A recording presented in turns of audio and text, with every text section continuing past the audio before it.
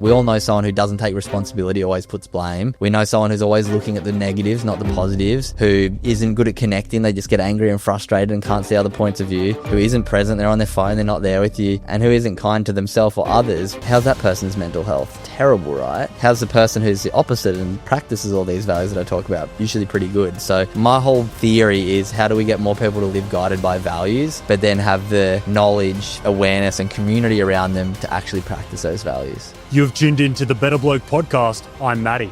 And I'm Rob. We're just a couple of average guys who started their charity with one simple mission: to fuck off suicide as the leading cause of death for Aussie blokes our own age. We talk shit, ask the big questions, and chat with people who have been through the ringer and come out the other side with a story that's worth hearing. Let's get stuck in. Today we're joined on the couch by none other than Cooper Chapman. The man has done over 200 podcasts, so he's a bit of a veteran in the scene. Best known for, I'd say, your work with the Good Human Factory, the Gratitude Staff, and just overall, just being a good human. It's in the name. Try my best. I try my best, but I get it wrong many days. But just try my best to, live a life true to my values and inspire as many people as possible to take better care of their mental health along the way. Yeah. What attracted me to having a conversation with you was the stuff you're doing with the youth, right?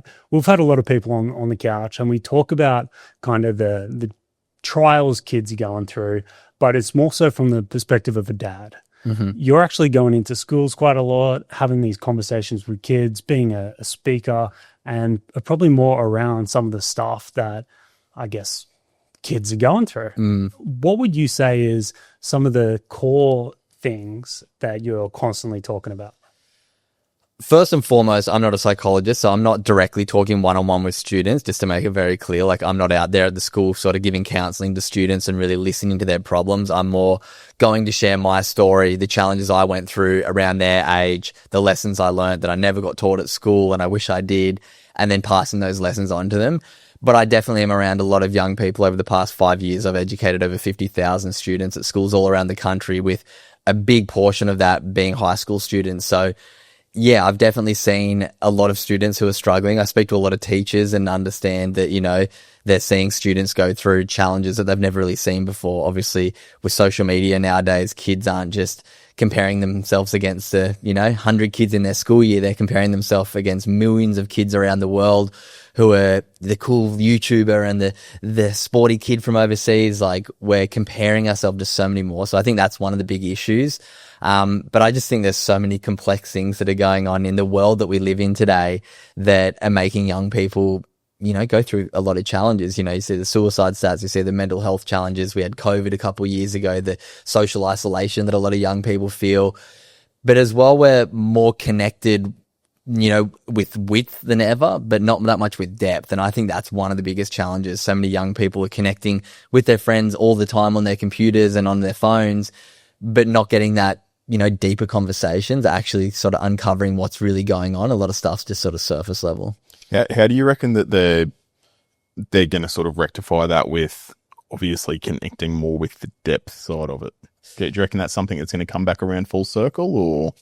I mean, hopefully. I think a lot of people are starting to realize that, the digital world has many positives, but also has a lot of things that are detrimental to us. It's meaning we're exercising far less as young people, which we know is so important to development of, our young brains, but also the social element of connecting with people, the play element of, moving your body as well, getting outside, getting sunlight into our skin, getting sunlight into our eyeballs, having, connection to nature. These are all things that I remember growing up. It was sort of like, all right, you're outside in the morning, you're down the beach, you're surfing all day. We'll see you this afternoon. Whereas it's a lot different to that now. So as I said, I think it's super complex, and I don't know where things are going to go over the next 5, 10, 15 years. But I think we're becoming more and more aware of it. Obviously, with the social media ban, I don't really have too much of a strong opinion on that. Looking to schools at the moment of about 3 months after it's been implemented and having young cousins, doesn't seem like many of them have been banned anyway. So I think that was probably just a big government spend and sort of virtue signaling that, hey, we're trying to do something, but I don't know if that was the right solution. But yeah, there's obviously awareness around the challenges that young people are facing, but if there was a solution, then, you'd be a millionaire and you'd have no kids with mental health issues. So I think it's so complex and nuanced. That's why it's so important for a whole range of different educators, influencers to sort of be able to have, an input on young people. I'm very lucky the work that I do with students, but I also know a lot of other incredible organizations that go in and speak to students as well. There's obviously a lot of great organizations, people like Tommy Herschel, who come in to really give men and young men a space to open up. That's not really my place. The way that I really approach mental health is the fact that we have mental illness and we have mental health. I really focus on mental health. I'm not an expert in mental illness. I'm not a, psychologist. I can't go in and give that one-on-one support, but I can bring some insights into, hundreds of different people I've had on my podcast, the challenges they've faced, but also the little things that they do to try and live a more fulfilled and happy life, which, unfortunately a lot of people aren't living at the moment. That's one of my favorite things about everything that you do.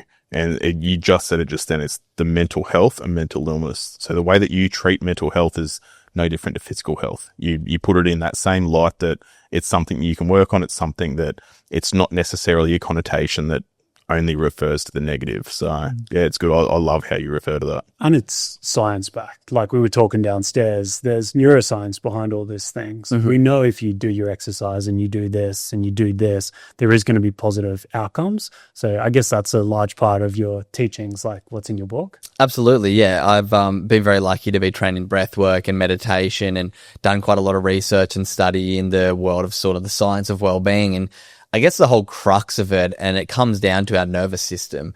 And our nervous system has what people would have heard of, the autonomic and the autonomic nervous system, that has the sympathetic and the parasympathetic, our fight or flight and our rest and digest. And we want to be flowing between these two all day, every day. When, something happens, we have some sort of stimulus. So someone cuts us off in traffic, we get an email, we, have to go outside and talk to someone. We get a spike of adrenaline and cortisol, which is good. We want that. But then after that moment, we want to come back into our rest and digest. We want to come back into that state of parasympathetic drive where our blood sort of comes from our arms and our legs for the action back to our extremities and our organs, so we can, have a better digestive system. We can have a better immune response. We can manage that stress. We can clear out that cortisol. But so many of us are stuck in this fight or flight all day, every day. And I know so much of your audience are, blokey men who live a pretty tough life out on a work site as a tradie. Like, there is so many things that are jacking up our nervous system all day that we're not really taught how to bring ourselves back. And the more research I've done in this space that you just mentioned, I wrote a book and got to go deep into a lot of these topics, is I just feel like so many of us are sitting in this fight or flight state for too long. And then when something stressful happens, we go over the top, rather than having the ability that when something stressful happens, we can manage it. And that's what resilience is, being able to manage your nervous system. When something happens, you don't go off the edge and get furious. You get curious because I can take a breath back into that nervous system. So a big part of what I teach is trying to get people to understand that their nervous system kind of works like this. We're going to have ups and downs. More often nowadays, we're up. So we need to learn how to bring ourselves back down. And a lot of the things that I teach is nervous system regulation. How do we bring ourselves back down? And a few things that I talk about, as I mentioned real quickly, is breath work, being able to breathe through our nose, down to our belly in a longer out than in state. It's going to calm you down. That way, when your boss says something to you and you normally react to him, you go, wait, I can take a breath. Okay, I might see it through his point of view. Rather than getting furious back at him, I'll get curious. Hey, you've just resolved a conflict because you've got a calmer nervous system. And that's the stuff that I really try and teach, because it is backed in science. And, there's so much great evidence now that shows things like mindfulness exercises in the morning will allow you to deal with your situations better through the day. If you have a gratitude practice at night, you're going to go through the next day looking for the positives rather than the negatives, which then is going to, settle your nervous system even more. So it's all backed in science, but it kind of takes storytelling to make people realize, like, wait, this stuff is just going to make you feel better. You're the only person who wins from practicing this stuff. Sure, you might hear gratitude and be like, oh, hippie shit. Or, you might see people doing this meditation down the park and like laugh at them. But it's like, wait, that person is managing their nervous system. So the next time life gets challenging, they can deal with it rather than, falling off the edge into the mental illness side of the spectrum. A lot of this stuff that you've learned with obviously going through this journey that you've gone on with writing the book and doing the Good Human Factory and all that, the way that you deliver it, is that from like a lived experience style? So it's everything that you've sort of taken and learnt yourself. That's how you're able to deliver it to, I guess, make it more relatable to people who are listening to? Absolutely. I guess I'll give a bit of a backstory of my story of how I got into this work, and then, yeah, the feedback I get from delivering workshops, whether it is to high school students, whether it's to, corporate groups, miners, tech companies. I was down with the NRL Raiders team 2 weeks ago, taking all the NRL players through one of these workshops. And yeah, I'll tell you the backstory, and then I'll tell you why I think it sort of connects a bit, because so often when people come in to talk about mental health or mental illness, it's either a box tick from a psychologist who finds it hard to relate and connect with people. But I come from an angle of science, storytelling, but then actual techniques that people can leave with. It's not a motivational speaker. I'm a person who gives you practical outcomes.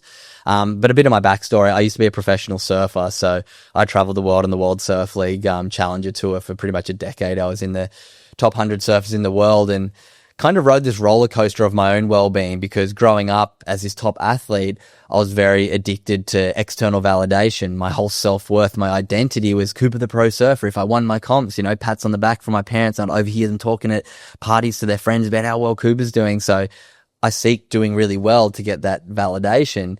And as a junior, that was okay. I was kind of top 100, sort of top 3 in the country as a junior until I was about 21. But then I went from the international tour the domestic tour to the international, and my results started to decline, and I couldn't really understand why my mental health was suffering. And speaking to my psychologist about it, he said, it's because you're basing your self-worth on external validation, on your achievements, on the successes you have in your career. And I was like, well, what else can I base my self-worth on? And he profoundly changed my life when he taught me, base your self-worth and your identity on what your personal values are. And I was like, what do you mean? And he's like, what are your values? And I was like, I don't know, kindness, respect, honesty, all these ones mum and dad had drilled into me. But he said, great values to have, mate, but how well do you actually live to them? And that was kind of that age at about 21, 22, where, I felt like the world was against me. I just lost my sponsorship. I was in this big victim mindset. And then he said, I want you to start taking responsibility for how you can live to these values. And he said, your values will be like a compass. It'll point you in the right direction. But unless you have actions on top of those values, they're not going to move you anywhere. So it sent me on a journey through my 20s to understand my values quite a bit. And then I started to have far better mental health. And then I'll get to the story now why I started the organization and the business. I had the Good Human Factory. I had been running some surf camps with some young kids because I was struggling with sponsorship and trying to fund my career. And a lot of the work I was taking them through was like visualization for new maneuvers. And after the camps, all the parents were like, oh, the kids really loved the visualization. I was like, that's random. Like, not the surfing part, not the nutrition part, not the equipment part. They love that. Fast forward a month later, and I just got home from a surf trip to America where I'd surf Kelly Slater's wave pool, living this epic life. And I looked over at my little sister who was in year 12 at high school, and she looked really upset this one night. And she let us know that one of the boys in her year had taken his own life. Year 12 at high school, lost one of her friends to suicide. And that just was a moment that changed my life. I just thought to myself, like, why are these kids in my local area struggling so much with their mental health that, they're taking their own life? And I'd lost an uncle to suicide. I knew mental health was a thing, but that was the first time that it was so close to home. Like, my little sister lost a friend, and I was like, that day around the dinner table, I was like, maybe I can help one kid. If these kids at the surf camp like my mindfulness, maybe I can make a workshop a bit more about some other themes, and maybe it'll help one kid at a school. And that was the start of the Good Human Factory. I spoke to an old school teacher friend, and he was like, oh, it's such a nice thing to want to do. You're such a good human. You should call it the Good Human Factory. Kids come to your workshop and they leave a little better of a human. I was like, fair enough. So that's where the name came from. But yeah, since then I've now retired from surfing. I gave up a, career that was, I could have still stayed with surfing for longer, but then I started to see the impact, the work that I was doing, the workshops that I was delivering was starting to get a lot of traction. And what I come back to the feedback was students were like, oh, this isn't some thing that we're like getting told we have to do. It's like someone sharing their story about the struggles they faced, the journey they went on and the lessons they learned. And my whole goal is like, if you can learn the lessons that I learned, but a few years earlier, how good's that? So kind of a bit of a long story, but I think that's where people have sort of realized, like, I'm not trying to come in and be the expert. I learn from all the experts on my podcast. I bring the information to a really easy to digest sort of 60 to 90 minute keynote. And whether it's a high school group, a corporate group, or a sporting club, all the feedback leads to people going like, oh, I can relate to that, and I can actually use what you taught me. You're not just talking at me. You're like giving me tangible things. I think it's similar to what we do in terms of the relatability aspect. That's obviously different demographics. You're going to schools, we're going to places where the rough and tough boys live.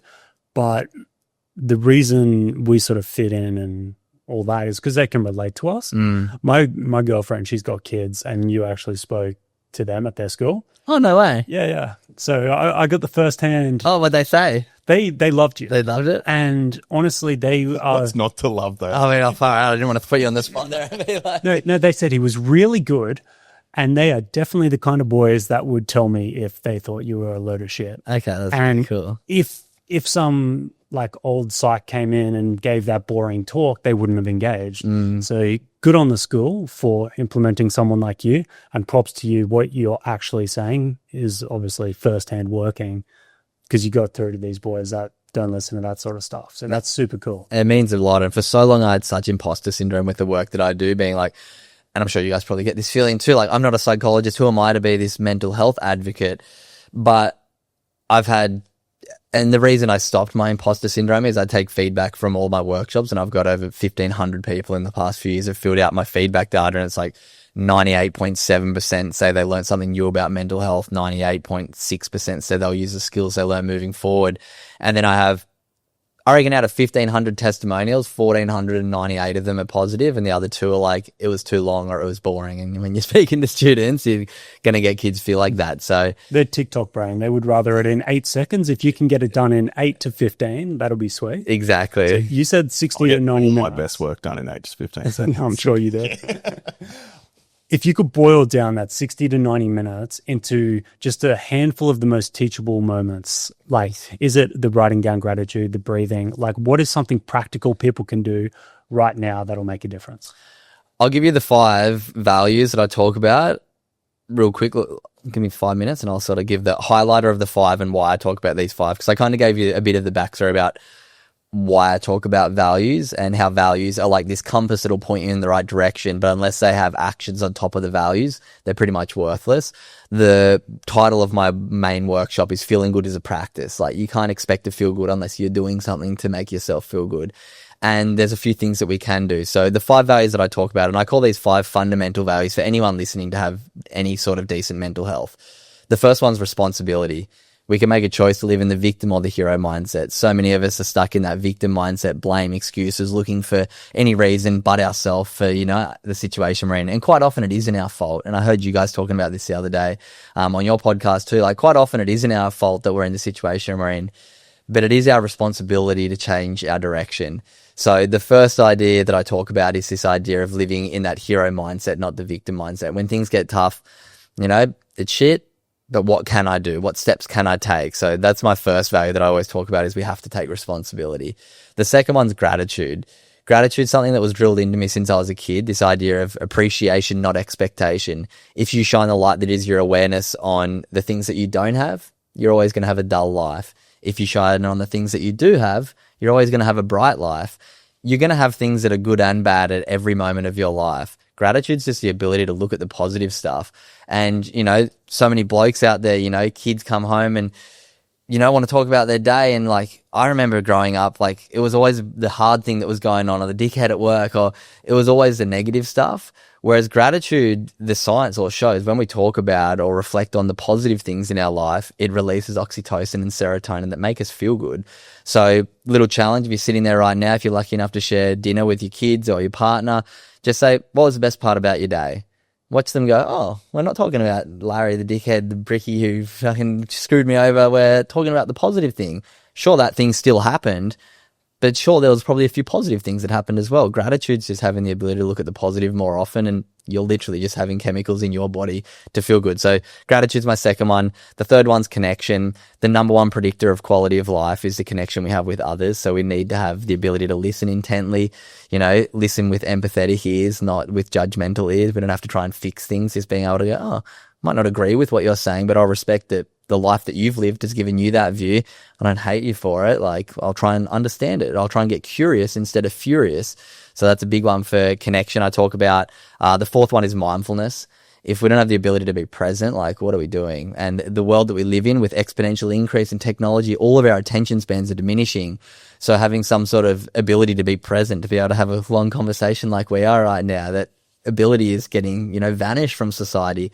So I say to everyone, having some sort of mindfulness practice, being able to focus on your senses. What can you see, hear, feel? Come back to right now, not the chaos of the past and the future in your mind. Having the ability to be mindful, fourth value. And the last one's kindness.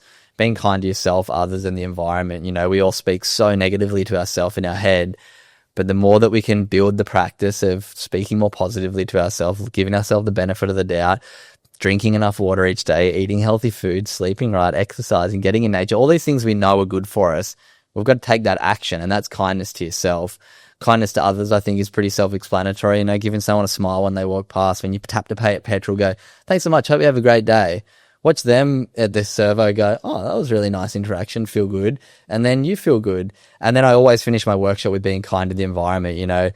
For so long, I'd pick up a bit of rubbish and throw it in the bin and look around, very external validation driven. Did I do it because it makes me look good? Whereas now I pick up rubbish, I throw it in the bin, it makes me feel good. Like, taking care of the planet should matter to all of us. So I used to have to win a surf comp to get this sort of spike of external validation to feel good. Now throw a bit of rubbish in the bin. A bit more achievable, yeah? This is living in that victim mindset, living for external validation.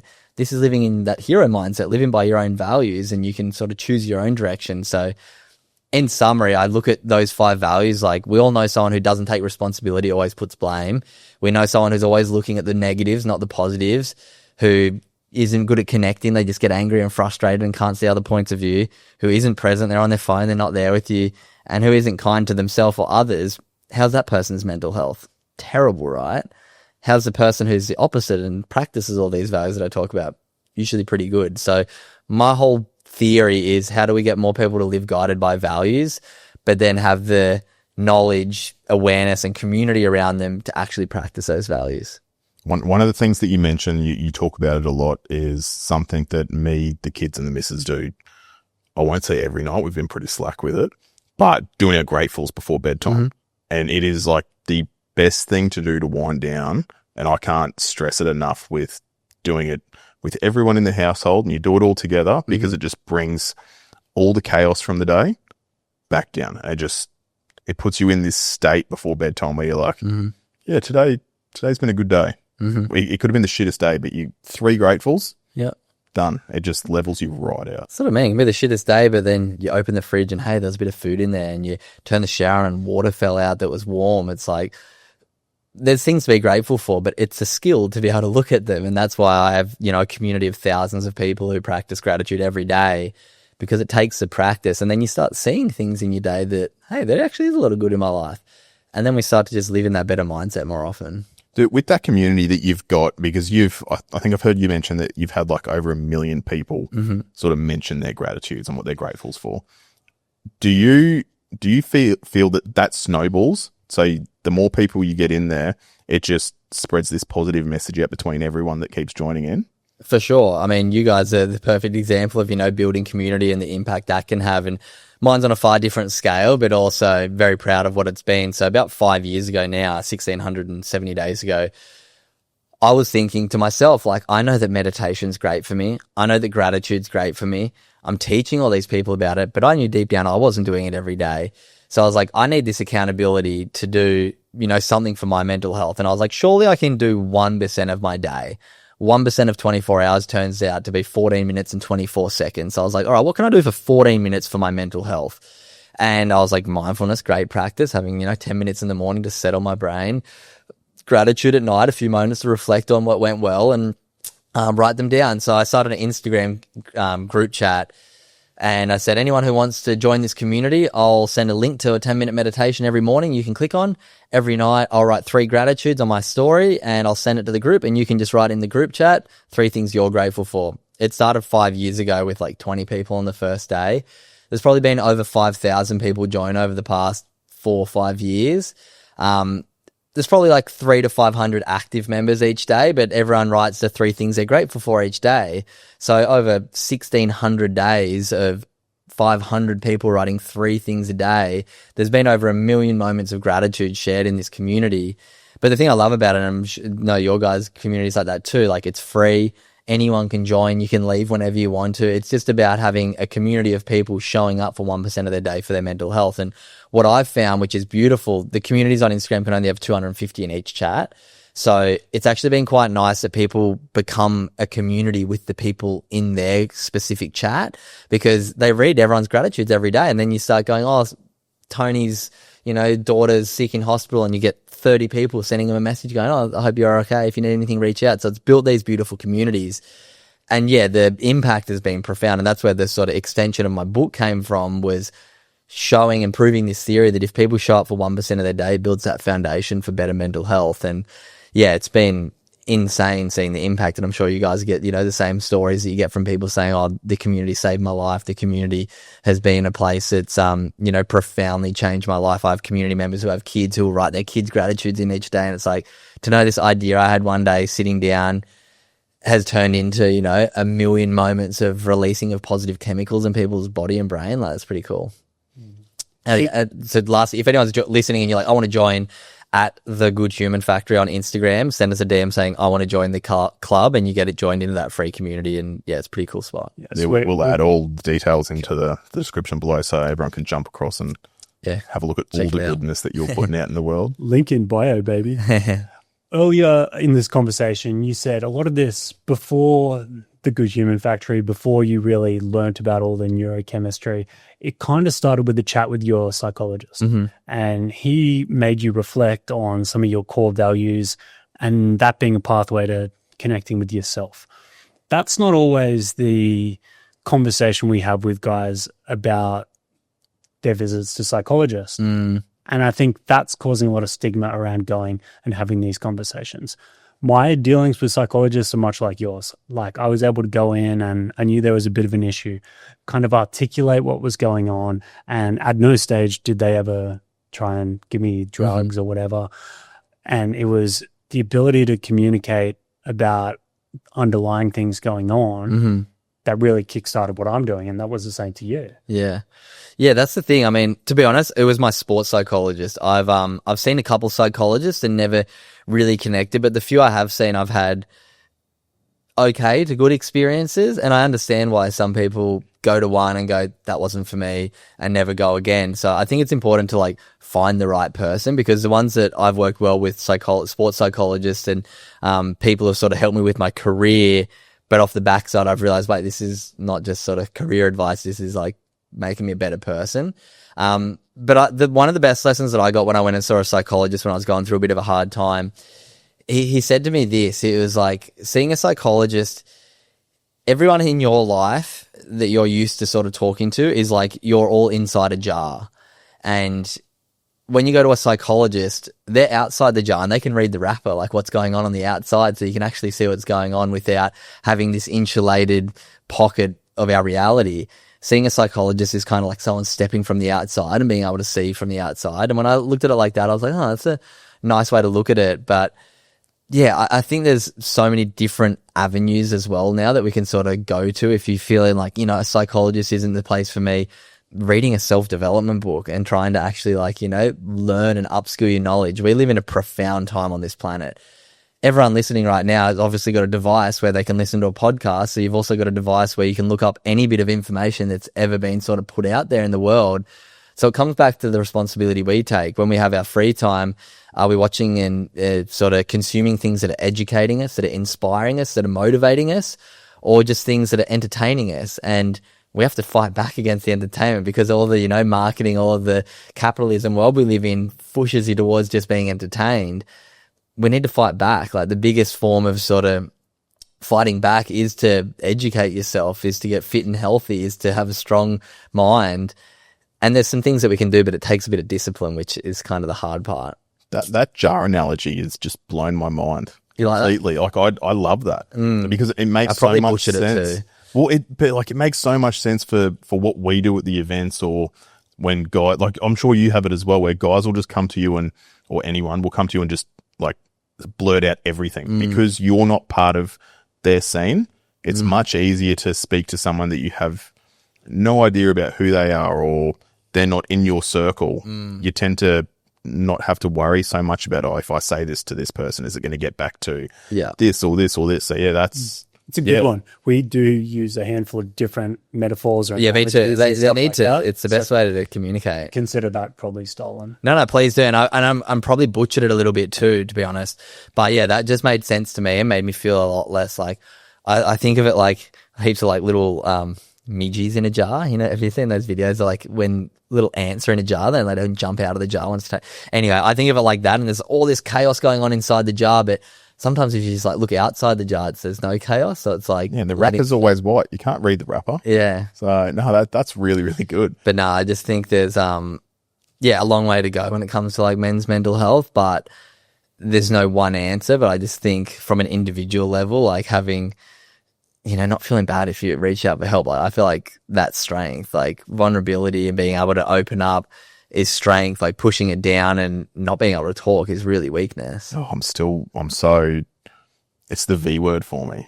Like I have this issue with the word vulnerability, and like I'm all for it. And it's the message we push, but just the word vulnerability. And I think you nailed it like a couple of months ago when we spoke about it. It has a PR issue. That Agree.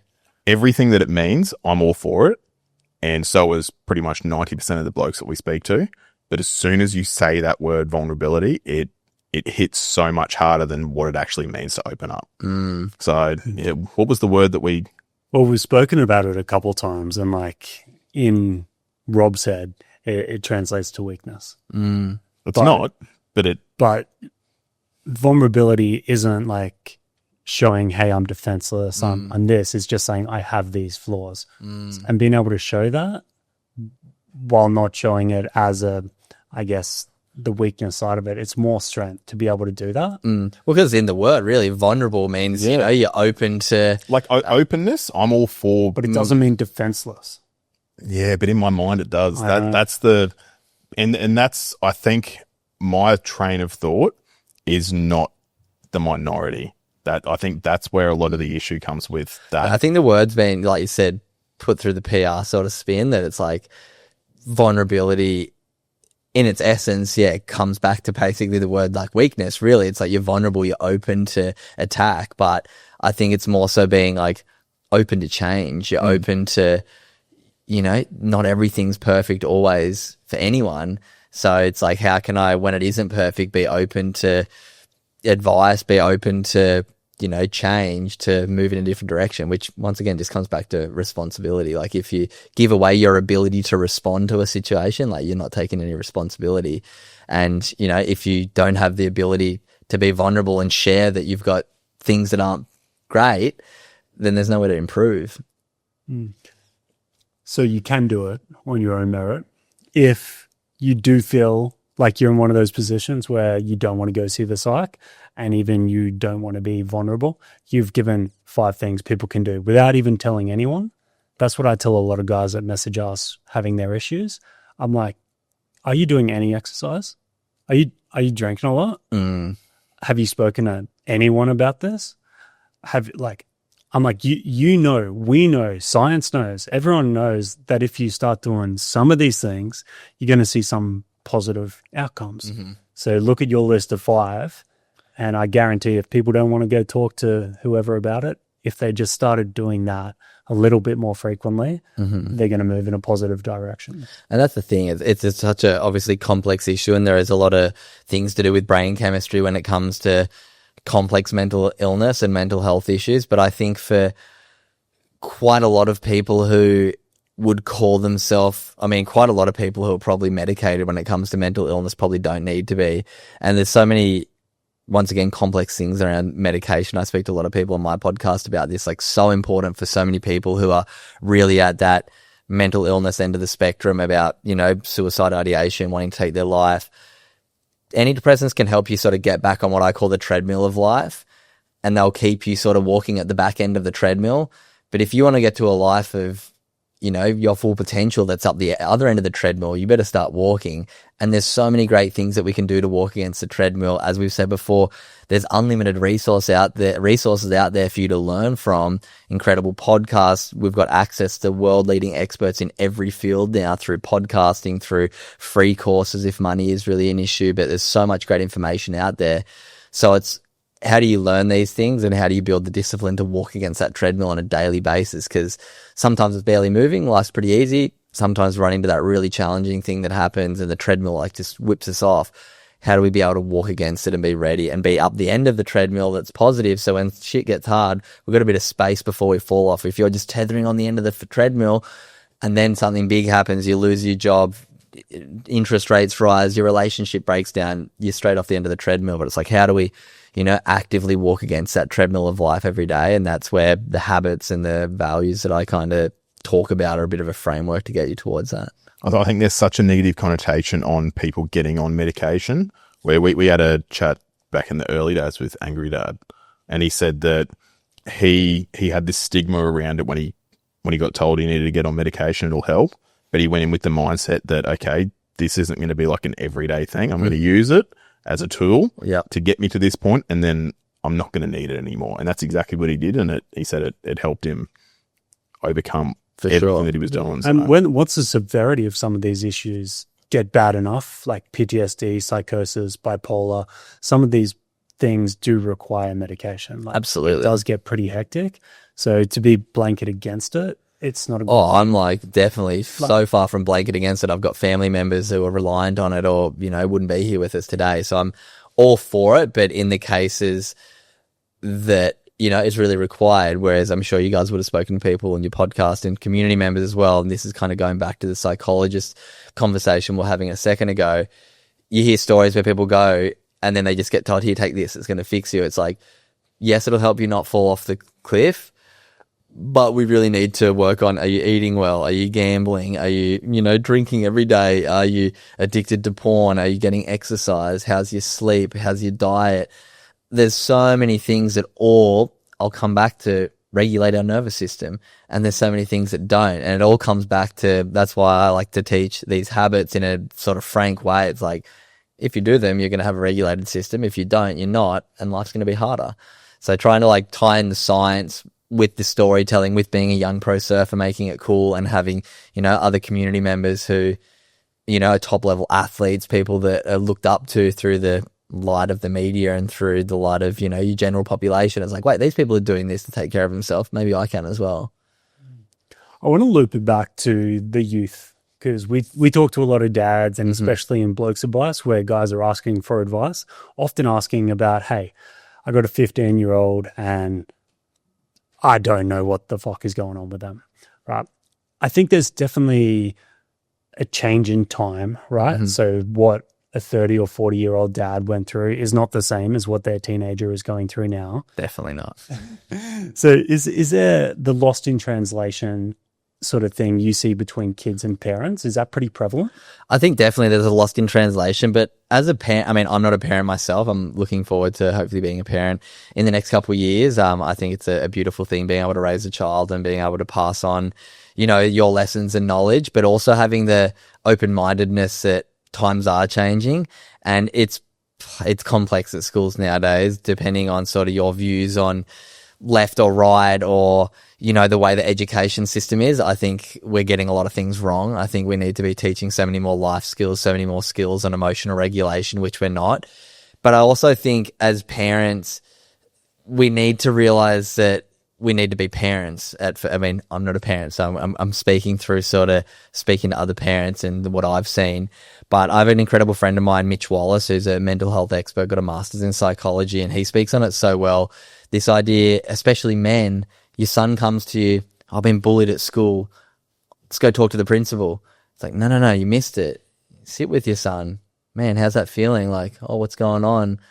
Like, we miss these moments. Whenever it goes from IQ and we want to fix it as men, we need to learn to like sit in EQ a little bit more. Like sit there with our kid, put your feet in the mud with them instead of going to fix their solution. It's like, oh, now it's like I'm in trouble for getting bullied. It's like, no, like let's talk about it. Is there anything we can do about this and like get through it rather than going to fixing things. So I think just trying to have that emotional intelligence is really important. And also, just trying to look through the view of what your son is seeing, what your daughter is seeing, and realizing it is different to the world that I'm living in now. And that's okay.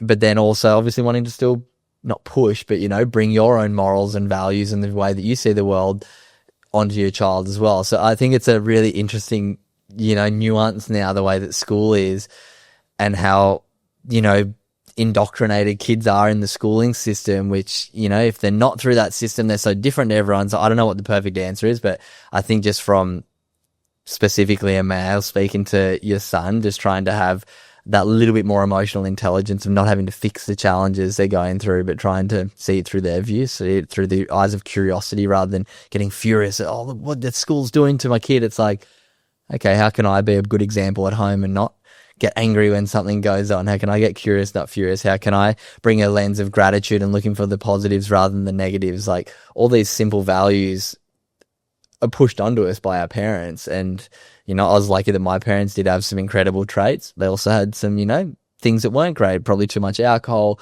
a few other things that went on in my household. But my dad also stopped drinking alcohol when I was 18 and hasn't had a drink in 11 years since, which was a great role model for me to go, okay, I can stop. I can, make positive changes in my life too. So yeah, as much as the schooling system is complex and maybe teaching some things that you don't want your kids to sort of be taught, if you can be sort of strong and come from a lens of curiosity, not furious back against it, I think that's a better approach. I think that just from obviously being a parent for the last couple of years with a kid going through schooling, there has been so many changes with my boys' school, like the things that they're implementing there, you can tell that there's been a shift. And obviously with the work you're doing, more schools are starting to get you in. There is a shift where they're wanting to, I guess, help the kids learn these different tools to be able to sort of go through life. So I think it's really, really good, but obviously you need to be able to bring these tools home, and you can't just have your kids learning all of this at school. You need to be doing that as a parent too. That's part of your job as a parent. Well, that's the thing is, like, blokey blokes, your kid comes home and says, we learned about gratitude today. And they say, what are you grateful for, Dad? Oh, shit. It's like we build these, negative views towards traits that aren't masculine or feminine. I just see they're feeling good traits. It's like, do you want to have chemicals that make you feel good running through your system more often than not? Like, I'd try and the whole masculinity and femininity debate, like, I try and stay away from. I'm like, just be a good human, and like, the rest of life sorts itself out pretty well around you. But how do you stay true to being a good human? Like, it takes those habits every day on top of the values that point you in that direction. That's something that I sort of want to touch back on just from what you said there. You mentioned early in this chat that you used to have like imposter syndrome, and you went through this sort of bit of a challenge, and we go through it all the time. You're seen as like a mental health guy. Do you feel comfortable being that mental health guy all the time? Like, do you live that, or do you, like, that's got to take its toll, doesn't it? I mean, I've set myself up, I hope, in a light. I mean, it doesn't help that my thing's called the Good Human Factory. Like, my brother-in-law's Fisher, the big DJ, and he had a joking go at me a couple of years ago, like, call yourself as good human. I was like, fuck, I was so blinded to the fact that my school teacher mate came up with the name that I was like, no, it's the work that I do. People come and they become better good humans. And he was like, call yourself this good human. I was like, that is exactly how people must view me. But I do not view myself like that at all, if I'm being completely honest. Like, all of the things that I talk about, I struggle with as well. That's why I try and talk about them, to keep myself accountable. So, for instance, in my book that I wrote, I have 10 healthy habits that I try and practice every day. I reckon I might do like 5 to 7 of them on average a day. Like, I'm not about being perfect. I'm about progress. I'm about taking action every day. It doesn't have to be perfect action, but it's about doing something. And I know that if I don't have this big habit list in front of me on my whiteboard at home, I don't do any of them. So it's about, for me, not being this perfect human, but being good. It's not the great human factor. It's just about being a good human, about living directed by values, but actually trying to tick them off each day. So yeah, I do feel this imposter syndrome and pressure, especially, when I partake in, average habits. Like, I still go and party every now and then. I still do the everyday average sort of person lifestyle, but I stack on top of it a lot of, positive well-being habits, positive things for our nervous system and regulating our nervous system. So when challenges come, I feel like, I can sort of breathe through it rather than get agitated by it. So yeah, I do feel a bit of pressure to sort of be this certain person, but I also, anyone who sees me on a night out or in, situations that aren't at a school teaching a workshop. Like, I'm very normal like everyone else, enjoy to go and have a good time. But I'm also under the impression of like, why should people who are, like, you'd get this feeling as well, why should people who are blokey blokes not be able to get mental health education because they're a blokey bloke? Why should someone who enjoys going out and partying or your average workplace not be able to have mental health education? Like, I feel like what I teach is like overarching with everyone, and that's what I always open with. Like, 1 in 5 Australians will be diagnosed with a mental health issue each year, but 5 in 5 Australians have mental health. So it's about trying to frame it in this fact of like, hey, we all have mental health. Here's some things that we can do. Here's how you can do them each day. I'm trying my best with this stuff as well. Come on the journey with me. It's all a balancing act. Exactly. Yeah. So you pretty much grew up straight into this surfing thing while you were a teenager, or even before that. Mm-hmm. So you always had like a pretty strong element of discipline and motivation, even to get you out doing that stuff. Would that be right? Yeah, absolutely. I mean, from 10 years old, I was sponsored surfing, getting dropped to the beach every day. And yeah, it was like all I knew. So that is kind of your baseline, which you've built on. But, going to schools and seeing these young fellas, even older people that message us, they struggle big time with motivation and discipline to a level that I'm kind of like you. I always just kind of had that. I don't have that. I should be messaging you asking about this. But do you see that and then have to come up with a way to overcome that for these people? How did they find the discipline? I mean, it's an interesting one because we kind of touched on it through the chat. The discipline came from an unhealthy place almost of needing external validation to feel quote unquote loved. So I think it's important to have drive and discipline, but to come from a place of, I just want to have a big life. I want to live to my full potential. We only get one go at this thing called life. We're spinning on this rock in this crazy trillion to one fluke of existence, of the amount of things that had to go right in perfect sequential order. The fact that trees have oxygen come out of them, if that didn't happen, we wouldn't be here alive. Like, there is so many things that have had to happen for our existence to happen. Like, I have this mindset now, which I didn't have back in the young age, as a youngster, of like, what an absolute gift it is to like experience life. And that's what I lean on now to like get up and go and enjoy myself. And also, if I don't have the motivation one day, being like, it's all good. Like, nothing really matters either anyway. Like, everyone who's come before me, we barely know of many people in history except for maybe a handful that you can, recite from years before. Like, we're just a blip in time right now, trying our best to sort of go through life. So yeah, I feel lucky that I kind of had that mindset of discipline and athleticism and wanting to be the best. But I also feel like we don't all need to have that mindset. So it's an interesting one, but how do you kind of create that mindset of, you don't have to be the best, but just try and be the best version that you can be. Try and live to these positive habits, live in their sort of inner peace more often than not. And that's enough of life. Like, who's to say that somebody living in the Amazon in a tribe that's been uncontacted compared to striving to win a world title in surfing, like, what's a better way of living? I think just trying to understand your own values and what matters to you is what I try and teach students, whether you have the discipline or not. It's, okay, do you know who you are and how can you strive towards being the best version of yourself? So yeah, it is hard to invite, I guess, motivation in especially young men who feel like the world's, against them. There's not much opportunity there for them. It's like, well, how do you create your little path in life? How do you create something that, is exciting for you? And it might be completely different to somebody else, but that's okay. And that's where I think we get it wrong with school quite often.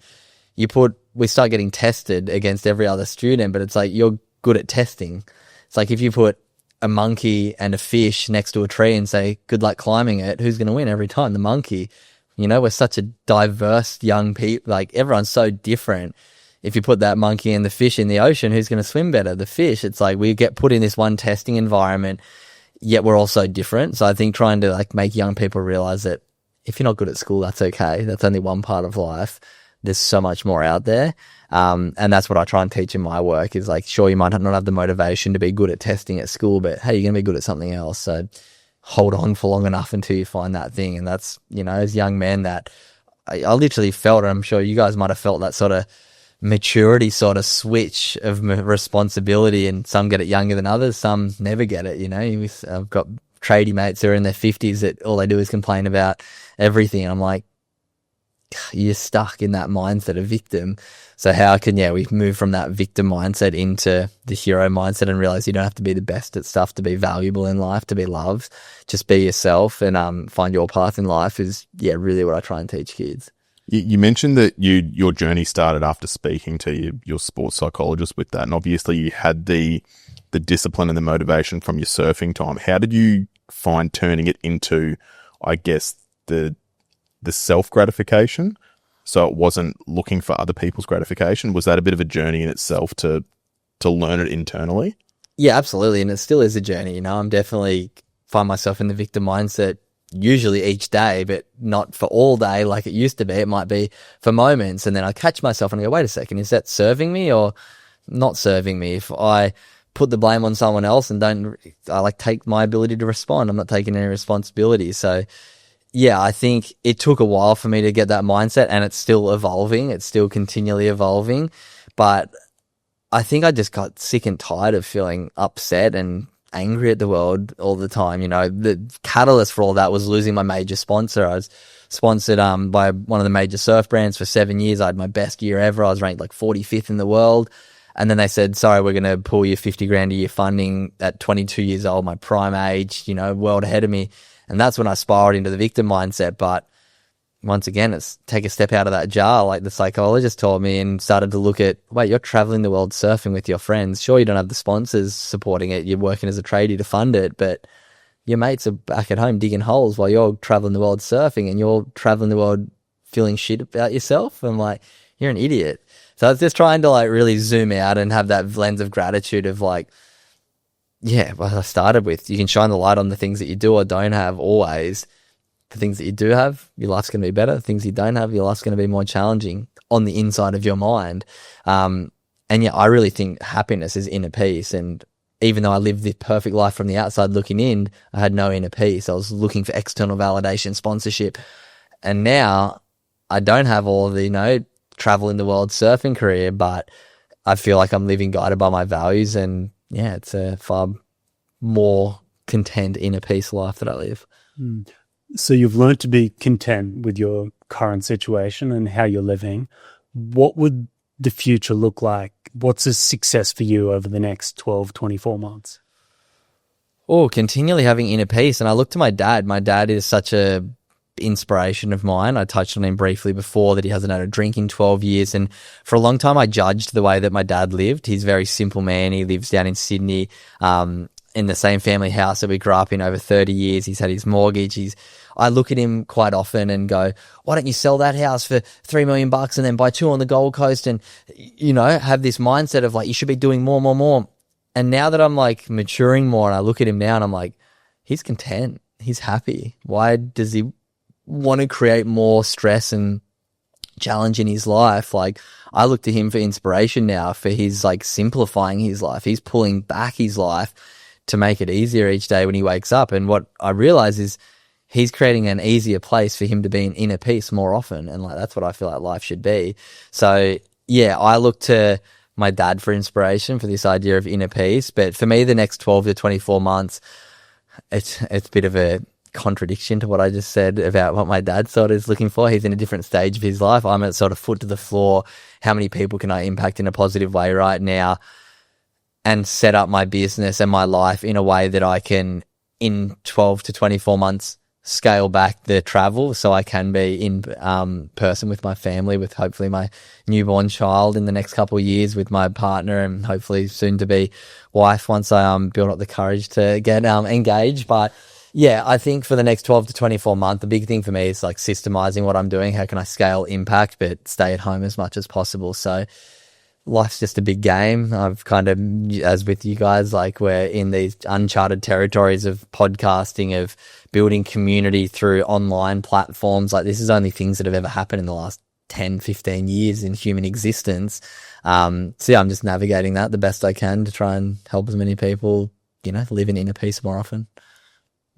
Seth Century had a lyric many years ago, and he said, when they asked me what I wanted to be when I grew up, I should have said content. And that's still his to this day. There's a lot of great Seth Century lines. I'm glad you mentioned that one and not one of the other ones. Because there's a lot that could probably get us in trouble too. Nah, he's still doing cool shit. I love Seth Century. Yeah, good bloke. But that's such a thing. And that goes back to the school thing. What do you want to be when you grow up? No one says happy. But even if they did say happy, like what is happy?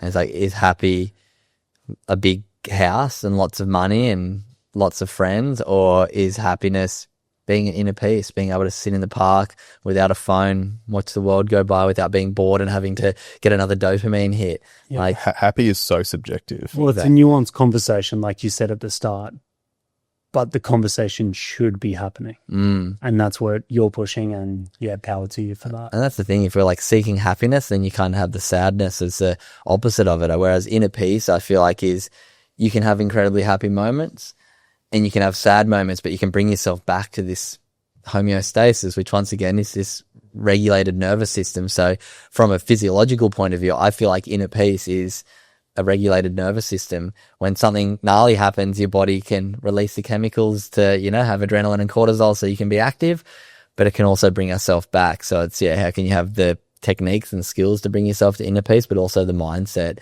inside to catch yourself when you go in that, you know, run of negativity, that run of pessimism, that run of, you know, anger, that run of frustration. How can you catch it and go, wait, do I need to go this way, or can I start to shift it back towards, you know, that inner peace? And it's a daily battle. It's not a I've achieved it sort of thing. It's that treadmill. It's how do I walk each day to the end of the inner peace treadmill? And hey, life happens. So keep walking against it. You mentioned before a very, very good bloke that is working in the same space but is doing it a little bit different, Tommy Herschel. And so his socials, he puts up a lot of things where he's mentioning the conversations that he's had with some of these boys. Have you ever had a conversation with anyone that sat in one of your workshops and it's hit you to the point where you just go like, fuck, this is why I do this? I wouldn't say in any of my direct workshops, and it's kind of on purpose. For one, because I'm not a counselor, nor am I a psychologist trained to have from a legal point of view, for one, the ability to, you know, do one-on-one with people. But I've had, to be honest, I always come from like the really positive side of stuff, which is really nice. I'm also get people writing in my testimonials specifically, rather than sort of one-on-one face-to-face, going like, oh, I haven't heard mental health described like that. I've had a really tough time in school holidays with this and this going on. But the way that you framed mental health being something I can be proactive about has completely changed my view of it. I can't wait to start practicing gratitude and mindfulness now so I can regulate my nervous system. So as much as a lot of the things that I talk about are quite simple because I've been teaching them and learning about them for so long, you got to realize when you speak to a group of 400 students, to a vast majority of them, it's not that simple. I teach a lot of people that I have an expert from my podcast share that we should be breathing through our nose rather than our mouth. It regulates our nervous system more, it oxygenates our body more, it keeps us more hydrated. And 95% of the room, when I show them this clip about the science of nasal compared to mouth breathing, will put their hand up saying this was new information to me. So it's about trying to connect people with like the simplest, lowest hanging fruit information so they get those quotes or those moments that make them go, oh yeah, I'm going to get curious instead of furious. And I'm sure there's going to be someone listening to this podcast right now who is about to get cut off in traffic and they're about to get angry at the guy instead of going, oh, maybe they're late for something and hey, it didn't really change my day. Give them a wave, smile, life goes on. Hey, now you don't go home pissed off and because of just that quote. And I know, you know, from speaking to so many people in big corporate groups, sporting clubs, I, you know, did something for the NRL Raiders, last week, and I got a message from one of the players saying, hey mate, like I've been reading, they bought a bunch of copies of my book and they're like, oh, we've been reading your book and I just had my first year in the NRL and hearing your story as a surfer and the expectation you put on yourself and the mindset you had of this external validation. He's like, I felt every word of what you were saying in the workshop the other day and it's really made me feel a lot better about myself of not having to put that expectation of just trying to be a good human. And if the results are there, great. If I lose a game, I don't have to feel bad walking through the shopping center the next day. It's like, it's not on me. Like I tried my best. So like there's moments for everyone in the sort of work that I do. And I think, yeah, that's been the coolest thing is seeing that whether it's a student, whether it's a corporate, whether it's a minor going, oh, it's just like the smallest little things that can create the biggest change. And like gratitude, all it is a change in perspective. And a lot of this work that I do is just shifting perspective when you can. Even with what you just said there about like breathing in through the nose, I found myself going, Oh, you did one. and taking like a big breath, because it's, I don't know, like subconsciously you hear someone talk about it and you go, oh, I'm going to do that now. Yeah. So I'm sure there's going to be a whole bunch of people listening. As soon as you mention that one point, they go, oh yeah, okay, no, I feel good. And like I put it down into my stomach, and no, it's good. There's just those little things that you say that you don't even realize that other people are picking up on. For sure. I think there's a lot covered in that one, and it's probably enough that people can definitely digest it and pick one or two of those things. They don't have to start with a whole thing at one time. Or they can if they go out and buy his book. Yeah, you can grab a copy of the book, The 1% Good Club. I'm sure the boys will leave it in the show notes. But if you use the code podcast, you'll get 25% off my website, thegoodhumanfactory.com, and they're all signed copies. Because just like you, with all the merch outside the room where we're recording right now, I have boxes of merch which are all about to be done because I'm discontinuing my merch. But I've got a few hundred copies of my book to still move through. So yeah, if you go to my website, you can find all about the book. You can also learn more about the workshops that I deliver for high school students, but also for corporate groups and sporting clubs. And yeah, if you want to learn anything more about the podcast I do with different experts in health, I think like last week I had a world leading cardiac surgeon. This week I've got a world leading physiologist. The week before I had a guy who was a monk for a month, and then I had Australia's leading hypnotist the week before. So all these different sort of health experts I get to talk to try and get the best information and then share in the work that I do. But yeah, it's been quite the journey, writing a book and doing all these things that I would have never expected 5 years ago when I was sort of wrapping up a professional surf career. But yeah, there's obviously, as you guys would know, so much need for the work that we do, trying to open up conversations around mental health and do it in a way that people feel heard, and I won't say the word vulnerable, but give people a space to, be open and share that we're all, go through challenging times. That's okay. And there's things that we can do to bounce back. Oh, thank you, brother. That was unreal. I think there's so much value to be taken from that for a lot of people. Yeah, for sure. We'll put all the links to his stuff in the description. Probably chuck your link tree in there so everyone can find what they want to do. You gave us a copy of the book too, so we'll get stuck into that. You can also check out our website, the events page, other podcasts, anything else we got going on. It's all online. Until then. As always, be better. Thanks for tuning in. If you got anything out of this, be sure to show some love on whatever platform it is that you're listening on, and drop us some love across our socials. If you want to know more, you can head to betterblokeproject.org, where you can learn about the programs we run, find out about upcoming events, and donate to the cause of building better blokes.